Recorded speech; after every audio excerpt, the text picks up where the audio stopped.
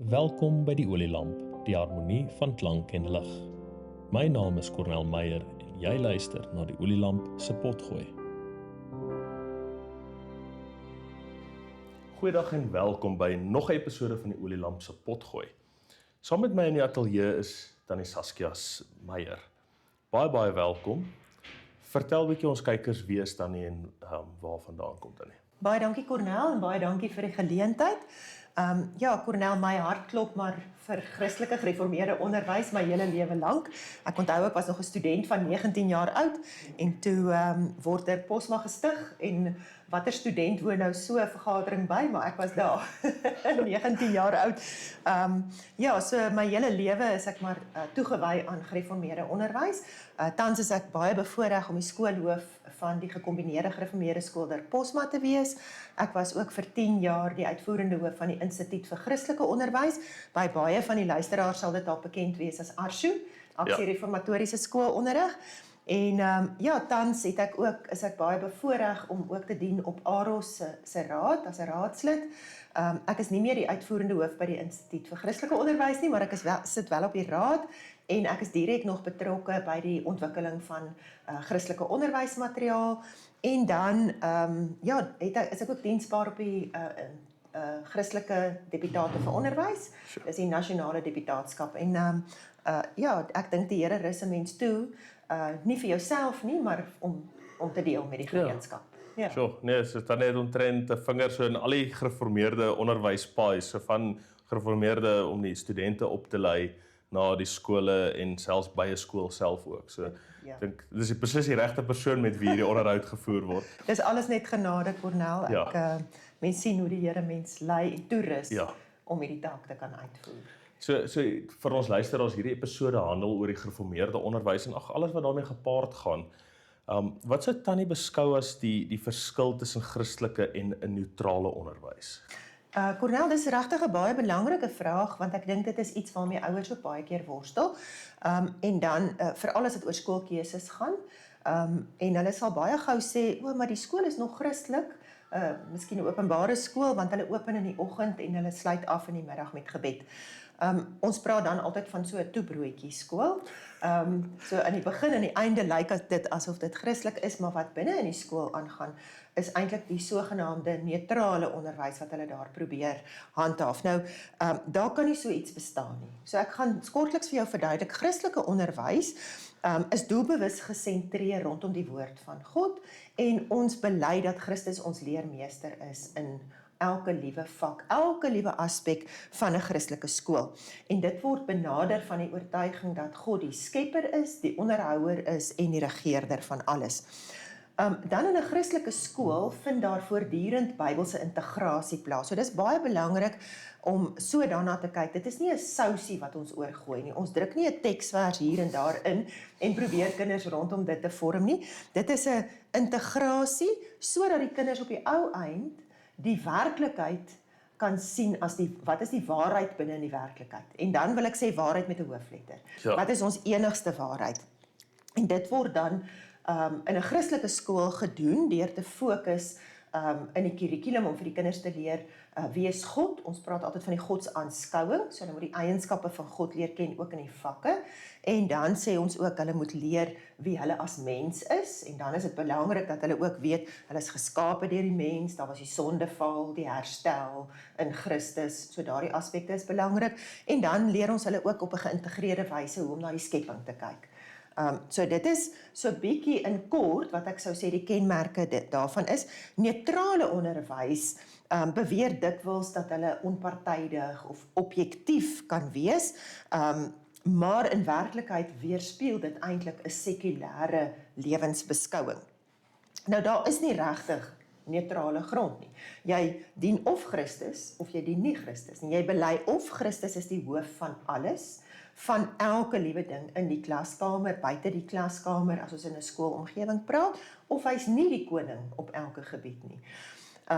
Ek het eendag 'n lesing bygewoon wat dit so mooi verduidelik het. So, binne in openbare skole wat hulle neutrale onderwys aanbied, kan 'n mens dit amper vergelyk met maar hulle wil nog 'n Christelike ethos ook voorhou, kan 'n mens dit amper vergelyk met olie en water. So as jy 'n houertjie vat met water en jy gooi olie daarop en jy skud hom, dan gaan jy sien in die water is daar druppeltjies olie, maar dit integreer nooit nie. Dit skei altyd. So dit gaan lê bo. So dit is twee wêrelde. En dan as 'n mens gaan kyk in 'n Christelike skool, is amper soos wyn. So wyn word gemaak uit druiwesap. En as ons nou gaan probeer om daai druiwesap weer uit die wyn uit te haal, gaan ons dit nie reg kry nie, nê? Die alkohol en die fermentasieproses en so het geïntegreer. Ja. So ons kan dit nie uitmekaar uithaal nie. Dit is maar so 'n bietjie van 'n beeld wat ek dit mee probeer verduidelik. Hoekom is dit dan belangrik dat kinders vanuit 'n Bybelse wêreldbeeld leer? So in Spreuke is daar baie belangrike teksvers wat sê dat die oorsprong van die lewe kom uit die hart uit. So ek dink dit is baie belangrik om te verstaan dat ons dade volg uit ons hartsingesteldheid. Ons lewensbeskouing kom dus met ander woorde uit ons hart uit. So mens kan amper sê dit is die kern. So wat is ons beskouing van die lewe? As ek byvoorbeeld sê ek beskou God as die skepper van alles, dan is dit wat binne in my hart is. Dit vloei dan uit in my geloof. Ek glo dat God die skepper van alles is. Dit vloei uit in my dade. So ek respekteer alles wat God geskep het. En my dade en my houding en my optrede en my gedrag gaan met ander woorde uit daai hartsingesteldheid uitvloei. Nou 'n Bybelse wêreldbeskouing help dan die kinders om hulle lewe met hoop en met sin en met verantwoordelikheid te benader. So die bril waardeur ons na die werklikheid kyk. Wat is daardie bril wat ons opsit? Kyk ons na die bril soos God dit bedoel het? Of kyk ons deur die bril soos die wêreld dit vir ons wil voorhou?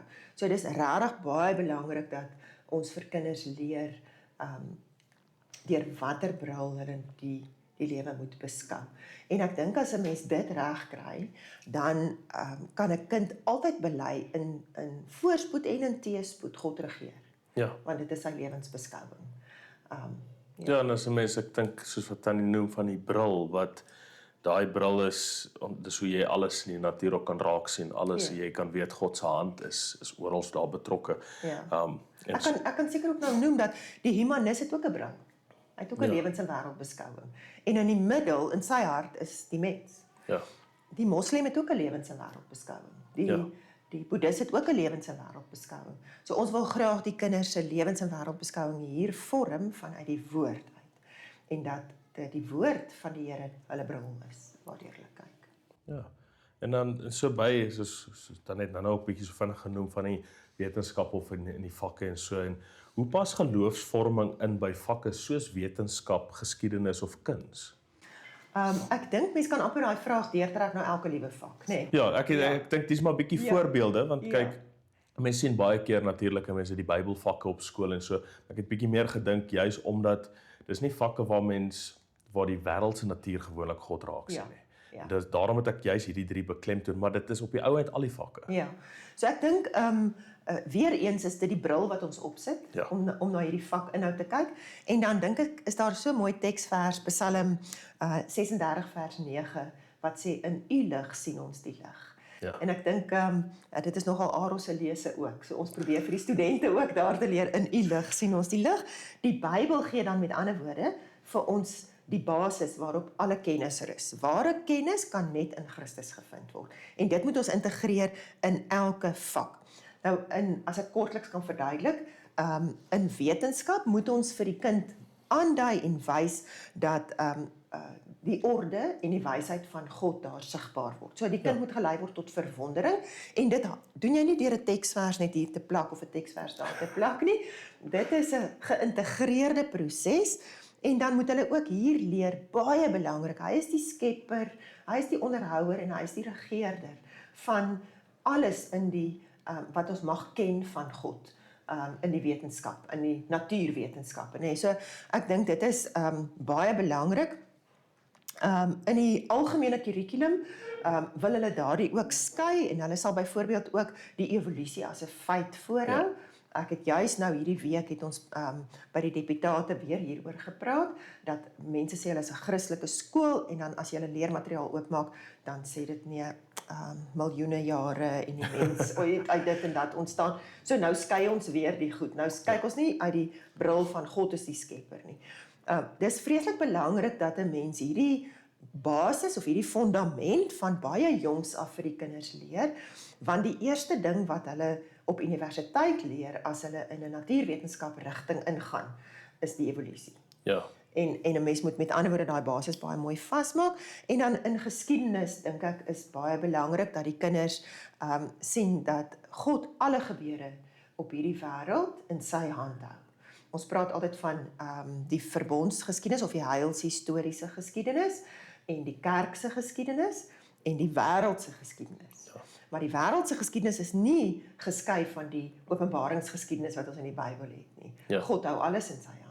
En hy laat sy raadsplan dat hy uitvoer, of hy voer dit uit. En ons moet ook vir die kinders dit aandui en hulle plek en hulle taak binne in hierdie wêreld waar die Here hulle geplaas het. En dan dink ek het jy nog vra oor kuns. Ja, ek het 3 genoem wat 'n mens, ek dink kom ons noem dit soos die neutrale skole sien nie altyd in kuns en daai 3 vakke iets raak nie, waar ander vakke kan 'n mens dit duideliker sien, maar dis hoekom ek hom maar genoem het, kuns.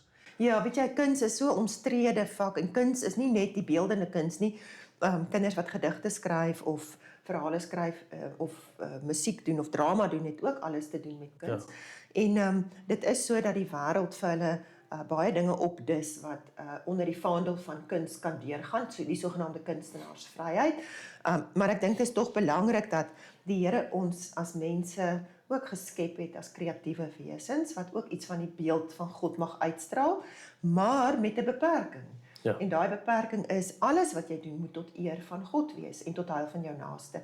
Ons sien dit byvoorbeeld baie sterk in die voorgeskrewe werke graad 10 tot 12, dat die wêreld vir ons wil sê, vloek en laster en eksplisiete seksuele gedrag ensovoorts, gaan alles deur onder die vaandel van sogenaamde kuns en ons moet dit vir die kinders leer. Dit is problematies. So ons probeer ook maar vir die kinders hier, ons is maar onderwerp aan, veral graad 10 tot 12 aan die wette van die land, so die kinders moet sekere eksamens aflê. So ons doen hier regtig baie begeleide konfrontasie. En leer hulle apologeties dink. Ja, want en toe het ook genoem het die kuns soos gedigte en so het ons ook 'n hele boek van psalms wat gedigte is. Dis ook pragtige kunswerke wat geïnspireer is deur God. Watter struikelblokke beleef Christelike skole vandag? Cornel, baie struikelblokke, maar ek dink dis nie anders as 100 jaar terug of 200 jaar terug nie. So, as 'n mens in die Bybel ook lees, dan sal jy sien ouers het maar voortdurende druk ervaar vanaf die omgewing en die wêreld waarin hulle leef. So vandag dink ek die eerste druk wat ons in 'n onafhanklike skool ervaar is maar die wetlike aspekte. Ek dink die ding wat nou op die baie relevant is die Bella-wetgewing, nê, en wat se invloed het dit op Christelike skole? Gelukkig kan ek daarom nou hier sê min. Ons is nogal gespaar daardeur. So hulle kyk baie na die finansies, so as die ding deurgevoer word, dan gaan ons op die ou einde 4 keer 'n jaar met ons geauditeerde verslae lewer, in plaas van 1 keer per jaar. Dit is nogal 'n administratiewe en 'n finansiële las. Die ander aspekte rondom dit wat dalk nie negatief is nie, is dat graad R ook verpligtend raak vir ons eie gemeenskappe, wat ek dink goed is 'n goeie voorbereiding. Ja, is 'n goeie voorbereiding. So ja, maar sekere wetgewing het die vermoë om Christelike of onafhanklike skole te kan bedreig. Dan dink ek finansiële uitdagings is altyd 'n probleem. So om 'n onafhanklike skool te bedryf is nie goedkoop nie. So ouers moet regtig diep in hulle sakke indelf. Dit gaan gepaard met baie offervaardigheid van ouers se kant af, maar ook offervaardigheid van onderwysers se kant af, want onderwysers wat hier aanmeld is roepingsgedrewe onderwysers en hulle kom nie altyd vir die salaris nie, maar die brood moet ook op die tafel kom. So ons probeer regtig, die arbeider is sy loon werd, ons probeer alles in ons vermoë om onderwysers goed te vergoed, maar ons weet in onafhanklike skole is dit nie altyd so moontlik nie. Dan is daar baie kulturele invloede, so dit gaan ook nie ons skole verby nie. Die postmodernisme, relativisme, ons sien dit byvoorbeeld ook in hoe ouers hulle kinders deesdae opvoed. Ons het regtig baie ja, ons sien dit skep vir ons baie dissipline uitdagings en dit kan ook 'n bedreiging wees. En dan is daar ook, ek dink dit is waar deur al die eeue ook gebrek aan ouer betrokkenheid. Ons sal regtig ouers meer betrokke wou gehad het, maar ek het terselfdertyd ook empatie, want ons leef in 'n ekonomiese omgewing wat moeilik is. Hier is by ons ouers wat selfs 2 werke het, net om die pot aan die kook te hou. Of om te sorg dat hulle kinders in hierdie skool kan wees. So dis al klaar 'n baie groot betrokkenheid van 'n ouer, né? Ja, en ek sien dit ook, want kyk, dis dat natuurlik dan is by Der Pos, maar ek was self op Johanneskolfyn, en 'n mens sien dit is eintlik 'n gemeenskapskool. Daai kerkgemeenskap wat saam staan om te sê ons wil hierso Christelike onderwys gee aan ons kinders. En daarom is dit mense wat so saam staan. En ja, die skoolfonds is duurder. Ja, mense help betaal al het hulle nie eens kinders op skool nie, maar tog ek dink dit beklemtoon daai belangrikheid wat dit is om Christelike onderwys te hê. Ja.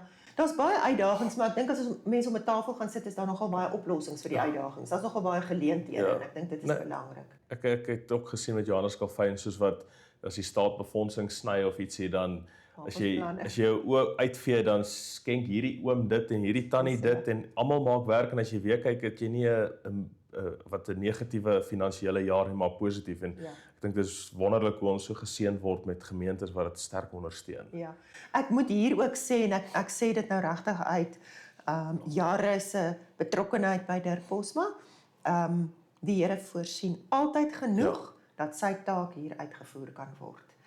En al lyk dit vir ons as mense dat ons volgende maand gaan raap en skraap om salarisse te betaal, tog kan dit gebeur. Ons, solank jy getrou bly aan jou roeping, voorsien die Here dat hierdie werk kan voortgaan. Ons is net nietige instrumente in sy hand. Dit is so. Ja. Hoe speel ouers 'n rol in die geloofsvorming by die huis, selfs al gaan die kinders nie na Christelike skole toe nie? So ek dink 'n mens moet dalk net hierso, ek wil jou vraag so klein bietjie verander. Nee, so wat mens kan sê, hoe speel gereformeerde of Christelike ouers? Ja. Nee, so want 'n gereformeerde of 'n Christelike ouer, vir hom is dit belangrik dat sy kind gevorm word na die opdrag wat hy ontvang vanuit die woord van die Here. So ouers is die primêre opvoeders, nie die skool nie. Selfs ook nie die kerk nie. Ja, nee, dit is so. Die ouers lê die belofte af, die doopbelofte af. Hulle beloof voor die Here, hulle sal hierdie kinders onderrig en laat onderrig. En dan is die kerk en die huisgesin, dis daardie goue driehoek waarvan ons altyd praat, in die skool moet dan saamwerk om te help om hierdie kind ook op te voed. So die ouers ontvang hierdie kinders van God af. Dis nie die ouers se kinders nie, maar daar's 'n baie groot opdrag wat daarmee saamgaan. Ek dink Psalm 139 praat ook baie mooi hoe die Here hierdie kind vir die ouers gee, en ouers is verantwoordelik vir hierdie opvoeding. En dan is dit belangrik dat ouers by die huis heel eerstens baie moeite moet doen om hierdie kinders te onderrig vanuit die woord uit. En Deuteronomium 6, die bekende teksvers wat sê, as jy gaan sit, as jy gaan staan, as jy gaan lê, as jy gaan loop, met ander woorde altyd, en ek wil amper sê, dis jou leefstyl. Jou leefstyl moet by die huis moet wees dat jy kinders se harte vorm om gehoorsaam te wees aan die woord van God. En dit gaan, hoe doen ons dit prakties? Deur jou huisgesin se lewe so in te rig dat daar tyd is om saam Bybel te lees aan tafel. Nee, ek sê altyd as die tafel uitrafel, dan rafel die gesinne ook uit. So maak baie moeite om aan tafel met jou gesin te sit, om Bybel te lees. Daar kom die spontane gesprekke ook na vore wat deur die dag gebeur het. Dit word gevorm en gelei vanuit wat die Here vir ons sê, om saam te bid, om vir mekaar te bid, dat hulle ook kan hoor hoe belangrik dit is om gesprekke oor geloof te hê, om tyd daarvoor te maak. En 'n mens hoef nie altyd 'n afspraak daarvoor te maak nie. Ek onthou toe my kinders groot gemaak het, was daar baie geleenthede, veral in die kar. Hierdie een moes ballet toe en daai moes netbal toe, hierdie een moet rugby toe en jy moet hulle heen en weer vervoer, en dat mense daai tye in die kar ook waar mense regtig ook baie gesprekke saam kan hê. En hierdie Christelike leefstyl vorm dan hierdie kinders. So as hulle binne in hierdie leefstyl groot word, en dit is 'n baie swaar verantwoordelikheid wat op ouers se skouers rus. Jy weet, op die ou einde is dit hulle wat verantwoordelikheid voor die Here gaan moet doen, nê. Was ek gehoorsaam. So mooi teksgedeelte of boek in die Bybel gaan altyd vir my oor is Timoteus. En Paulus sê vir Timoteus, maar bly jy by wat jy geleer het, want jy weet van wie jy dit geleer het. En as mens dan gaan teruggaan, dan hoor 'n mens wie het hom geleer. Dit was sy ouma en sy ma. En waaruit het hulle hom geleer? Uit die Bybel. Ja. So daar sien ons in die huisgesin. En Timoteus se pa was 'n heiden. Nee, so Timoteus se pa het nie dit ondersteun nie. So selfs as jou kind dan in 'n sekulêre omgewing is, wat 'n mens hoop nie so moet gebeur nie, maar as dit so gebeur, dan is jou opdrag by die huis baie sterk en baie groot en baie swaar. En dis 'n voortdurende proses. Is nie ietsie waarvan ons vakansie kan hou nie.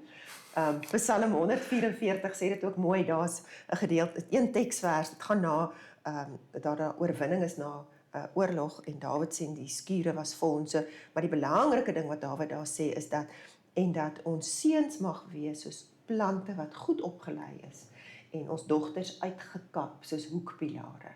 En daai oplei is om sterk bome of plante te maak is 'n proses, jy moet hom nat gee, jy moet omspit, jy moet oplei, jy moet snoei, jy moet onkruid uittrek.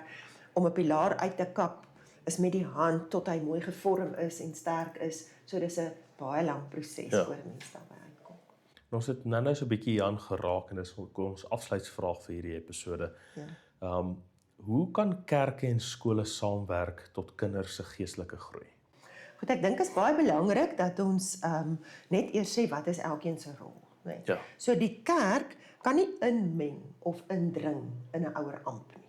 Ja. So dit is amper as 'n ouer het jy 'n amper 'n amp van die Here ontvang, 'n opdrag van die Here ontvang. Maar 'n kerkraad moet wel toesien dat hierdie ouers hulle rol vervul. So hulle moet wel toesien dat hierdie ouers hierdie kinders opvoed soos wat hulle daar by die doopvond beloof het. Hulle was ook die getuie daar. En hoe moet hulle toesien? So hulle loop nie heel agter en kyk, doen jy dit of doen jy dat nie. So hulle moet toesien dat die prediking ook so is dat ouers gevorm word. En dan gaan jy ook agterkom in huisbesoek. Ouderlinge sit in katekisasiebesoeke in. Hulle sien ook, hulle maak bemoeienis met die kinders. So nou kan hulle sien hoe hierdie kind gevorm word binne in die huis. Hulle ondersoek, 'n kerkraad moet ook ondersoek hoe die karakter is van die onderwys wat ons kinders ontvang. So dit is baie belangrik, ek dink die kerkorde praat iewers van dat die kerkraad moet toesien dat daar Christelike onderwys kan plaasvind en hulle moet kinders ook onderrig, ook help en bewus wees daarvan dat as daar 'n heersende dwaalleer is, as ek byvoorbeeld praat, wat gebeur in ons skole rondom die woke beweging, nee, of die gender kwessie. So kerkrade moet ook bewus wees daarvan dat dit heers en as daar van hulle kinders is in sekulêre skole, moet jy proaktief optree. Dit was nou 'n groot kwessie by ons CEO-deputate vergadering. So hoe rus ons ouers toe om waaksaam te wees? So daar is baie belangrik. En wat kan kerke nog doen? Ek dink voorbinding is ongelooflik belangrik. So ons is baie bevoorreg om 'n gereformeerde skool hier te hê. Maar daar sit duisende gereformeerde onderwysers in sekulêre skole wat baie swaar kry. En ons moet vir hulle bid dat hulle onbeskaamd ook die woord van die Here kan bly verkondig, daar waar die Here hulle roep. Ons moet bid vir skole en dan is dit 'n baie belangrike rol dat die kerk ook die katekisasie onderrig, dat dit ook aansluit by dit wat hier by die skool geleer word. En dan kom ons by daai belangrike ding van die kerk en die skool en die gesin uit een mond uitpraat. Dit kan nie 3 verskillende goed wees nie, dan maak ons die kinders baie deurmekaar.